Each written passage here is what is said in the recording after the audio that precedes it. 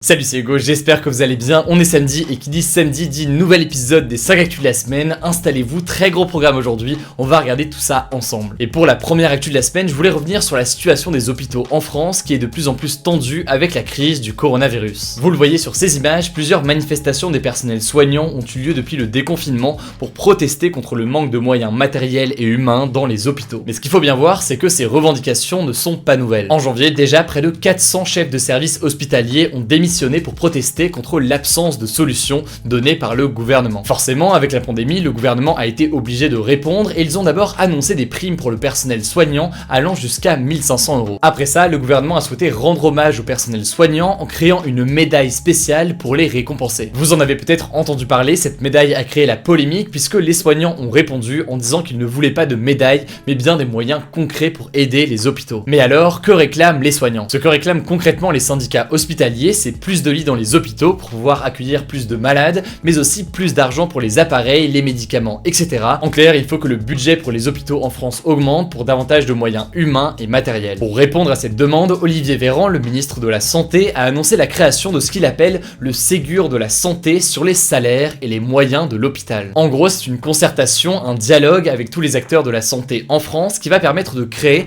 un immense plan pour la santé vers mi-juillet. Ce qu'on sait déjà plus ou moins, c'est que le gouvernement prévoit notamment une hausse des salaires pour le personnel d'hôpital et des EHPAD, les EHPAD étant donc les maisons de retraite pour personnes dépendantes. En tout cas, on verra si ça suffit aux personnels hospitaliers qui ont prévu de continuer la mobilisation pour maintenir une pression, et d'ailleurs une nouvelle journée de mobilisation est prévue pour le 16 juin prochain. La deuxième actualité très importante de la semaine, c'est le retrait des États-Unis du mystérieux traité ciel ouvert ou Open Skies en anglais. Ce traité date de 2002 et permet aux 34 pays qui l'ont signé, dont la France, de faire des vols de surveillance non armés au-dessus du territoire des autres signataires. Concrètement, si la Russie ou les États-Unis décident de survoler la France en avion militaire, eh bien aujourd'hui ils peuvent le faire. En fait, pour faire très simple, signer ce traité revient à dire je n'ai rien à cacher, vous pouvez survoler mon territoire et surveiller les déplacements de mon armée. Mais alors, me direz-vous, pourquoi les États-Unis ont décidé de quitter ce traité? En fait, Donald Trump accuse la Russie de ne pas l'avoir respecté. Selon les États-Unis, tant que la Russie ne sera pas entièrement transparente en acceptant tous les vols au-dessus de son territoire,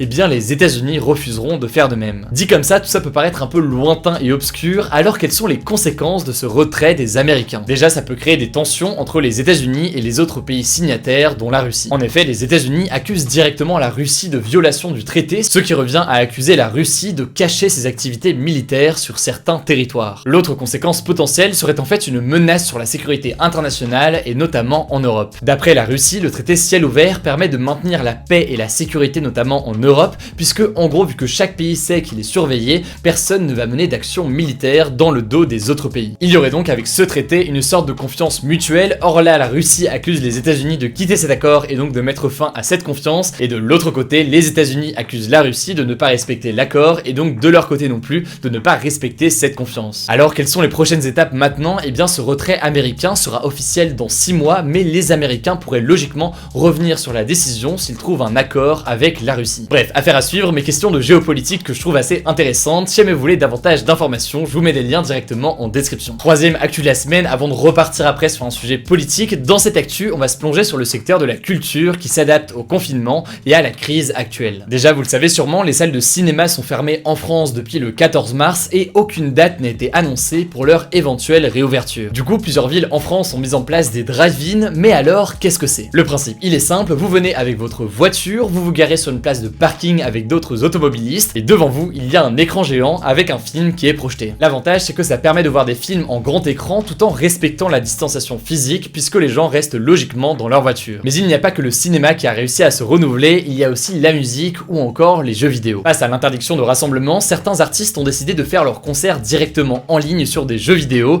comme Travis Scott ou encore Marshmello sur le jeu Fortnite. D'ailleurs, le jeu vidéo permet de faire des choses assez intéressantes d'un point de vue visuel et à titre personnel, j'ai eu l'occasion de faire celui de Travis Scott sur Fortnite et le moins qu'on puisse dire, c'est que le rendu était assez impressionnant. Sur Minecraft, même principe, un festival a été organisé. D'ailleurs, en parlant de Minecraft, le jeu a dépassé les 200 millions de ventes 11 ans après sa sortie, et logiquement, le confinement a bien aidé cette hausse des ventes. En avril, le jeu a enregistré 25% de joueurs en plus par rapport au mois de mars, et là encore, Minecraft s'est très bien adapté à la situation en proposant Minecraft Education Edition, des contenus pédagogiques gratuits pour apprendre les bases du codage, s'exercer aux mathématiques, ou même visiter virtuellement la station spatiale international. En tout cas, que ce soit pour Minecraft ou alors pour Fortnite, ça confirme une tendance qui est très importante ces dernières années, le fait que les jeux vidéo ne sont plus seulement un endroit pour jouer, mais bien aussi un endroit de rencontre pour vivre des expériences, que ce soit des concerts ou alors des cours en ligne. Et là aussi, si vous voulez plus d'informations sur cette tendance, je vous mets des liens directement en description. Pour la 4e actu de la semaine, on retourne sur un sujet un peu politique, on va parler de Taïwan et plus particulièrement de son rôle dans la lutte contre le coronavirus. Taïwan, c'est une île située à 180 km des côtes chinoises et ce qu'il faut savoir, c'est que les deux pays sont en conflit. En fait, la Chine ne reconnaît pas l'indépendance de Taïwan, considère que l'île est chinoise et qu'elle doit donc être rattachée à son pays. La Chine est le premier pays à avoir connu un foyer de l'épidémie du coronavirus, ça on le sait, et pourtant Taïwan, qui est donc tout près de la Chine, ne compte que 7 décès pour 23 millions d'habitants, le tout sans imposer le confinement à sa population. Comment expliquer un chiffre aussi faible? En fait, dès le 7 février, Taïwan a interdit tous les vols en provenance de la Chine et les masques sont devenus obligatoires dans les transports en commun. Depuis le début de l'épidémie, le pays distribue même 9 masques par personne toutes les 3 semaines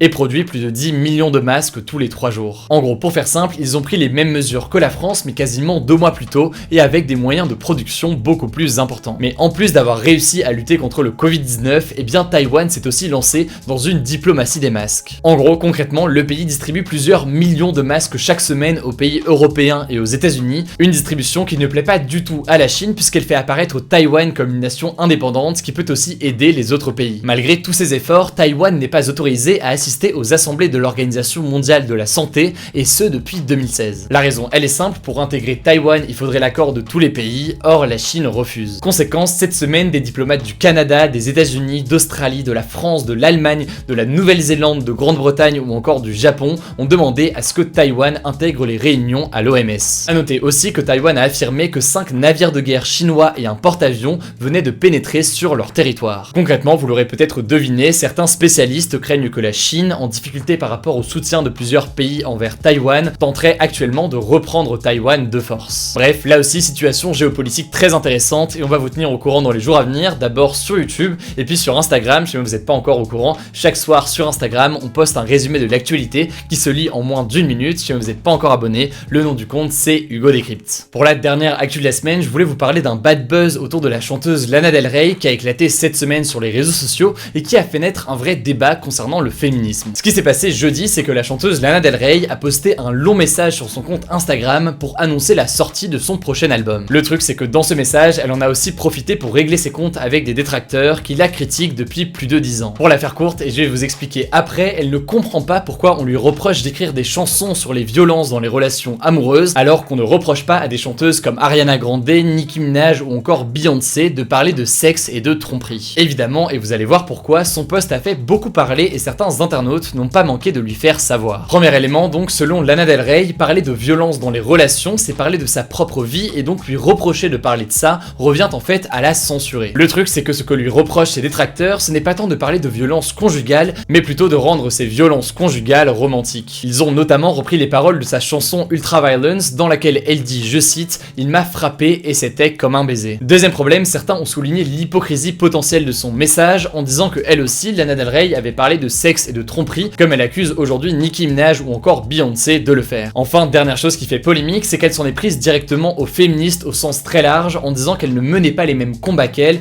et qu'elle en avait marre d'être pointée du doigt à cause de sa musique. Bref, c'est un sujet culturel, quasiment même people, et j'en suis conscient, mais ça me paraît intéressant d'en parler puisqu'il montre les débats au sein même de ceux qui luttent pour les droits des femmes, concernant notamment la question de la parole des femmes, ce qui devrait être dit et ce qui, à l'inverse, porterait atteinte à l'émancipation des femmes. Voilà donc pour ce résumé des 5 actus de la semaine. Exceptionnellement, demain, il n'y a pas de vidéo de décryptage sur la chaîne. En fait, on doit avancer sur plein d'autres projets, et donc la prochaine vidéo sur cette chaîne YouTube, c'est lundi pour un nouveau point quotidien sur l'actualité. D'ici là, si vous voulez un résumé de l'actualité, ça se passe directement sur Instagram avec les résumés quotidiens qu'on poste chaque soir du lundi au dimanche. Un résumé rapide et facile à lire. Vous êtes près de 500 000 abonnés. Du coup, merci beaucoup pour votre soutien. Et si jamais vous n'êtes pas encore abonné, le nom du compte c'est Hugo Décrypte. Du coup, je crois que j'ai tout dit. Prenez soin de vous et on se dit à lundi pour une nouvelle vidéo sur YouTube.